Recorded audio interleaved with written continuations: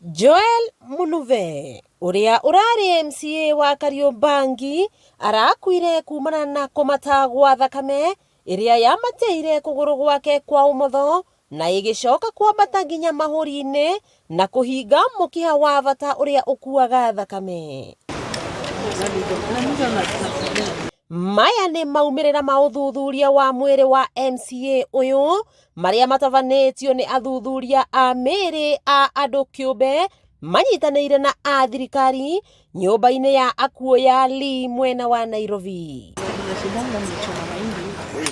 Uthuthuria makiria wonanĩtie atĩ thakame yake yambĩrĩirie kũmatĩra mũkiha-inĩ ũrĩa ũrĩ thutha wa iru rĩa kũgũrũ kwa ũmotho harĩa honekanĩte na thakame ĩngĩ ĩmatĩte. The Honorable Munuve had difficulties in breathing, which was caused by a blood clot on his veins, the pulmonary vein. That explains, at least at the preliminary stage, what could be or what could have caused his death. Over and above that, we have since been explained to as counsels representing the family of the deceased. Athurimi mwiri no monire kirema ihuri-ini ria mwena wa urio ari kionereria ati arari na thina uraikarite utari muthondeke kuria uthuthuria makiria wa virus iria ingikorwo irari mahuri-ini ugwikwo. It's very clear that this blood clot came from the popliteal vein, which progressively went to the area in the lung. Then, of course, I was told that there were some symptoms that he was exhibiting, which included dyspnea on exertion, which is getting tired easily. There was also chest pains and difficulty breathing. The pathologists who have partaken this process, by number 5, have all unanimously agreed on the cause of death. And they have systematically gone through this process in the presence of all of us and even the immediate family.